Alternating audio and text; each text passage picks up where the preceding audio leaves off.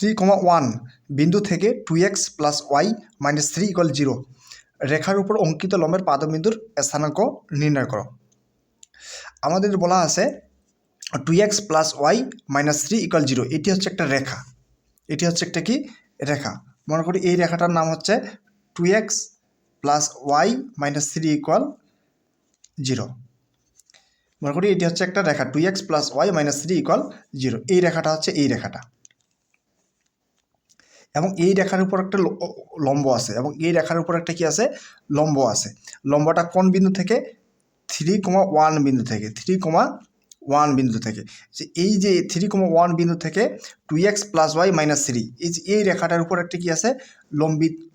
অঙ্কিত লম্ব আছে। আমাদের বলা হচ্ছে যে অঙ্কিত লম্বের পাদবিন্দুর স্থানাঙ্ক নির্ণয় করো। পাদবিন্দু কোনটা? আবার এই যে অঙ্কিত লম্ব আঁকলাম এবং যে সরলরেখা যে ছেদ বিন্দু, এইটা হচ্ছে অঙ্কিত লম্বের পাদবিন্দু। আবার আমাদের এই অঙ্কিত লম্বের পাদবিন্দুর স্থানাঙ্ক নির্ণয় করতে হবে। তাহলে আমরা কি দেখতে পাচ্ছি? আমরা দেখতে পাচ্ছি 2x plus y minus 3 equal 0। এই রেখাটার উপর একটি লম্ব আছে, সেটি কি? এটি হচ্ছে সেই লম্বটি। তাহলে এই লম্ব রেখার সমীকরণ বের করি। এই লম্ব রেখার সমীকরণ বের করি। একটি লম্ব সরলরেখার সমীকরণ হচ্ছে এক্সের এবং ওয়াইয়ের সহগ চেঞ্জ করতে হয়। এক্সের এবং ওয়াইয়ের সহগ চেঞ্জ করতে হয়। যেমন এটা আমরা 1 নম্বর সমীকরণ দিই, যে 1-এর উপর লম্বরেখার সমীকরণ হবে, এক সরলরেখাটির উপর লম্বরেখার সমীকরণ হবে এক্সের সহগ এবং ওয়াইয়ের সহগ কী হবে? চেঞ্জ হবে। এক্সের সহগ এবং ওয়াইয়ের সহগ কী হবে? চেঞ্জ হবে। তাহলে এক্স টু ওয়াই, আমাদের ওয়াইয়ের সহগ কত? 1, এটা এক্সের কাছে আসবে, এবং এক্সের সহগ কত? 2, এটা কার কাছে যাবে? 2 এর কাছে, ওয়াইয়ের কাছে যাবে। এবং যে কোনো একটা চিহ্ন চেঞ্জ, আমরা এটার চিহ্ন চেঞ্জ করলাম, এবং একটি ধ্রুবক চেঞ্জ করতে হবে, এবং ধ্রুবকটিও কী করতে হবে? চেঞ্জ করতে হবে। এবং ধ্রুবকটা আমরা কে নিলাম ইকুয়াল 0। এর আমরা 2 নাম্বার দিলাম। এখন দেখুন তো এটা কোন রেখার সমীকরণ? এটা হচ্ছে এই লম্ব রেখার সমীকরণ। এই লম্ব রেখার সমীকরণ, এবং এই লম্ব রেখাটি কত বিন্দুগামী? 3,1 বিন্দুগামী। কত বিন্দুগামী? 3,1 বিন্দুগামী। তাহলে আমরা লিখতে পারি এক রেখাটি কত বিন্দুগামী? 3,1 বিন্দুগামী। 3,1 বিন্দুগামী হয় কি হবে? 3,1 বিন্দুগামী হয়। তাহলে এক্সের পরিবর্তে কত? 3 মাইনাস 2 ইন্টু ওয়াইয়ের পরিবর্তে কত? 1 প্লাস কে ইকুয়াল 0। তাহলে 3 মাইনাস 2 প্লাস কে ইকুয়াল 0। তাহলে 3 মাইনাস 2 কত লেখা যায়? 1 লেখা যায়, প্লাস কে ইকুয়াল 0। তাহলে কে ইকুয়াল হচ্ছে কত? -1। কে ইকুয়াল হচ্ছে -1। এই 1 এখন আমরা কোথায় বসাই দিব? এই যে কে এর এখানে বসাই দিব। তাহলে কে এর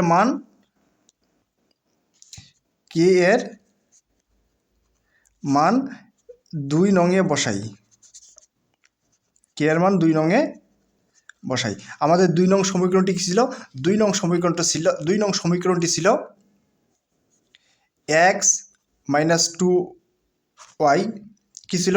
x minus 2y, x minus 2y। এরপরে ছিল কি? এরপরে ছিল কে এর পরিবর্তে -1।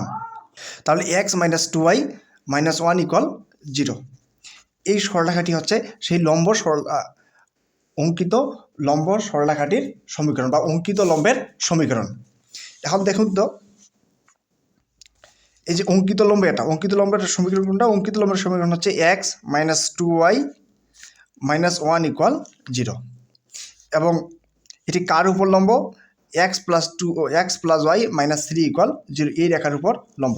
এখন এই যে লম্ব এবং এই রেখার পাদবিন্দুর স্থানাঙ্ক নির্ণয় করতে হবে। এখন এই রেখা এবং এই রেখার এটা হচ্ছে কি? ছেদবিন্দু। আর ছেদবিন্দুর স্থানাঙ্ক বের করতে হলে আমাদের সমাধান করতে হয়। ছেদবিন্দুর স্থানাঙ্ক মানে সমাধান। আমাদের একটি সূত্র মনে রাখতে হবে, সেটা হচ্ছে ছেদবিন্দুর স্থানাঙ্ক। ছেদবিন্দুর স্থানাঙ্ক কীভাবে বের করব? সমাধান করে। কি করে? সমাধান করে। ছেদবিন্দুর স্থানাঙ্ক কীভাবে বের করব? সমাধান করে। দুইটা সরলরেখা যদি পরস্পর ছেদ করে, তাহলে সেই ছেদবিন্দুর স্থানাঙ্ক কীভাবে বের করা যাবে? সেটি বের করা যাবে ওই সরলরেখার সমীকরণ দুইটি কী করব? সমাধান করব। সমাধান আমরা কীভাবে করতে পারি? প্রতিস্থান পদ্ধতিতে করতে পারি, আর গুণন পদ্ধতিতে করতে পারি, অথবা অপনয়ন পদ্ধতিতে করতে পারি। তাহলে এখন আমরা কোনটা সমাধান করব? আমরা x - 2y - 1 = 0 এই সমীকরণটি এবং 2x + y - 3 = 0 এই সমীকরণ দুটি আমরা সমাধান করব। কিভাবে? সেটি প্রতিস্থান পদ্ধতি হতে পারে, অপনয়ন পদ্ধতিতে হতে পারে, অথবা বর্জ্যগ্রহণ পদ্ধতিতে হতে পারে। তো এখন আমরা বর্জ্যগ্রহণ পদ্ধতিতে এই সমীকরণটি সমাধান করব, এই সমীকরণ দুটি সমাধান করব। আমাদের সমীকরণ দুটি কি? সমীকরণ দুটি হচ্ছে 2x + y - 3 = 0 এবং আরেকটা হচ্ছে x - 2y - 1 = 0। এই সমীকরণ দুটি আমরা যদি সমাধান করি কি পদ্ধতিতে? বর্জ্যগ্রহণ পদ্ধতিতে। তাহলে এখানে x - y 1, এই x কি বাদ, তাহলে হচ্ছে কত?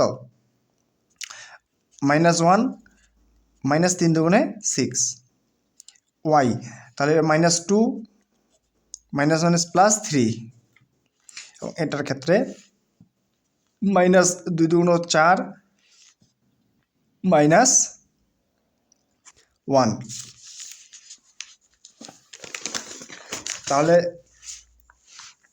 তাহলে কি হবে? তাহলে আমি এখানে লিখতেছি বাকি অংশটা,